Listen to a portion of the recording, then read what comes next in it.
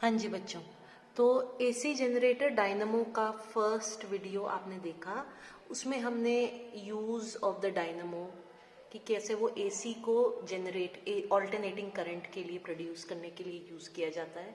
उसका प्रिंसिपल क्या है? उसका प्रिंसिपल हमने पढ़ा ईएमआई, इलेक्ट्रोमैग्नेटिक इंडक्शन है। ठीक है, उसकी कंस्ट्रक्शन हमने देखी और फ्लेमिंग्स राइट हैंड रूल से हमने देखा कि कैसे उसमें जो करंट प्रोड्यूस हो रहा है वो करंट जो है इस वाले डायग्राम में देखिए, याद करिए, हमने कहा वो करंट जो है वो थोड़ी देर के बाद अपनी डायरेक्शन, यहाँ और यहाँ डायरेक्शन सेम है, बी से ए का आर्म देखो तो यहाँ आके वो डायरेक्शन अलग हो जाती है। तो वो थोड़ी थोड़ी देर में अपनी डायरेक्शन क्या करता है, चेंज करता है। ऑब्वियसली ऐसा करंट ऑल्टरनेटिंग करंट होगा, ये हमने यहाँ पढ़ा। लेकिन अब हम इसी प्रूफ को हम की ऑल्टरनेटिंग ही है डबल श्योर करेंगे। कैसे? मैथमेटिकल स्टेप्स के द्वारा। ठीक है, सो मैथमेटिकल स्टेप्स में हम फाई, क्योंकि मैग्नेटिक फ्लक्स बदल रहा है। क्यों बदल रहा है मैग्नेटिक फ्लक्स? दोबारा से अगर आपको यहाँ समझाऊं तो ये नॉर्थ और साउथ पोल के मैग्नेट्स लगे हुए हैं। ये जो लाइन है ये बी की डायरेक्शन यानी मैग्नेटिक फील्ड की डायरेक्शन बता रही है। और जैसे जैसे ये कॉइल घूमता जाता है, जो एरिया वेक्टर है उसकी एंगल बी के साथ यानी कि थीटा जो है वो बदलता जाता है ना। और जब इन दोनों के बीच का एंगल बदलेगा यानी कि थीटा बदलेगा तो फाई भी बदलेगा। क्यों बदलेगा? क्योंकि फाई का मतलब है बी ए कॉस थीटा, और थीटा बदला तो फाई भी बदला। अब एन कहाँ से आ गया यहाँ? आप याद करो, हमने कहा था जो आर्मेचर कॉइल है उसके एन नंबर ऑफ टर्न्स हैं।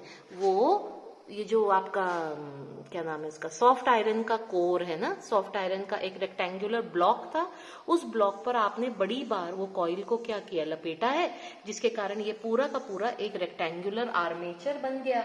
ये मैंने आपको फर्स्ट वीडियो में समझाया था। ठीक है, तो ये इस करके आपका ये आर्मेचर जो एन है वो बन गया आपका नंबर ऑफ टर्न्स। ठीक है, तो ये नंबर ऑफ टर्न्स एन यहाँ पर आएगा। अब हमें पता है कि इंड्यूस्ड ईएमएफ जो होता है वो होता है फैराडे लेंजेस लॉ के हिसाब से minus D phi by D T. ठीक है, इंड्यूस्ड ईएमएफ इस फॉर्मूला से आता है। तो कुछ भी नहीं करना है, आप इस फाई के बदले ये वाली इक्वेशन लगा दो। ठीक है, तो इंड्यूस्ड ईएमएफ जो है वो आ जाएगा हमारे पास minus d by D t. आगे, और फाई के बदले आप लिख लो, ऊपर से देखो क्या क्या लिखना है हमने, N b a cos theta. ठीक है, अब आप देख रहे हो कि यहाँ टाइम से डिफरेंशिएट कर रहे हैं, लेकिन यहाँ टाइम का तो कोई नामो निशान नहीं है, तो डिफरेंशिएशन कैसे करेंगे? तो हमें याद रखना चाहिए कि थीटा जो है वो एक्चुअली में है कितना, ओमेगा टी। याद आ रहा है? सिंपल सा फॉर्मूला है ना, displacement is equal to velocity multiplied by time. ये फॉर्मूला तो आप सभी को याद होता है, S is equal to V T. बस ये लीनियर में है और ये रोटेशनल में है। ये linear displacement, angular displacement, linear velocity, angular velocity.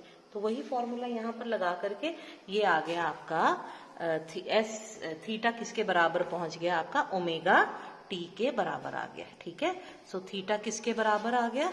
Theta को लिखेंगे हम क्या, ओमेगा टी, और इस करके हमारा जो एक्सप्रेशन है वो बन जाएगा E is equal to minus d by D t आ गया। ठीक है, और आएगा n b a cos theta, नहीं लिखेंगे ना, अब लिखेंगे कॉस ऑफ ओमेगा टी। ये बन गया आपका एक्सप्रेशन। अब आप डिफरेंशिएट कर सकते हैं, क्योंकि टाइम से डिफरेंशिएट करना है तो यहाँ टाइम आपको मौजूद है। क्या क्या कांस्टेंट बाहर निकल सकता है, टाइम के साथ क्या नहीं बदलेगा? नेचुरली नंबर ऑफ टर्न्स तो नहीं बदल रहे टाइम के साथ, एरिया भी नहीं, एरिया की डायरेक्शन बदल रही है इसीलिए तो थीटा बदल रहा है, लेकिन एरिया अपने आप में नहीं बदल रहा। बी की वैल्यू भी कांस्टेंट है क्योंकि मैग्नेट्स तो वहीं के वहीं है। ठीक है, सो ई बन जाएगा अब माइनस एन ए बी या एन बी ए कुछ भी लिख लो, और डिफरेंशिएशन होगा सिर्फ किसका, कॉस ओमेगा टी का डिफरेंशिएशन होगा। ठीक है, और कॉस ओमेगा टी का डिफरेंशिएशन जो है वो हो जाता है minus of sine minus omega sine omega T, ठीक है ना। ऐसा करती हूँ मैं, यहीं पर इसके नीचे लिखती हूँ तो आपको अच्छा आसानी से याद हो जाएगा। सो ई हो जाएगा माइनस एन ए बी, ये तो वैसे का वैसे आ गया ना। अब इसका आएगा differentiation minus omega sine omega T, ये आया इसका डिफ्रेंसिएशन। दो नेगेटिव्स एक दूसरे को खत्म कर देंगे और आपके पास ई की वैल्यू आ जाएगी एन, नेगेटिव खत्म हो गए, ए बी, और ये वाला ओमेगा भी बाहर आ गया और आ जाएगा साइन ओमेगा टी। ये आपका बन गया फाइनल एक्सप्रेशन। अब हमें पता है, बड़ी बार हम कर चुके हैं कि साइन थीटा की जो वैल्यू है या साइन जो अपना फंक्शन है वो मैक्सिमम वैल्यू लेता है +1 और मिनिमम वैल्यू उसकी होती है -1।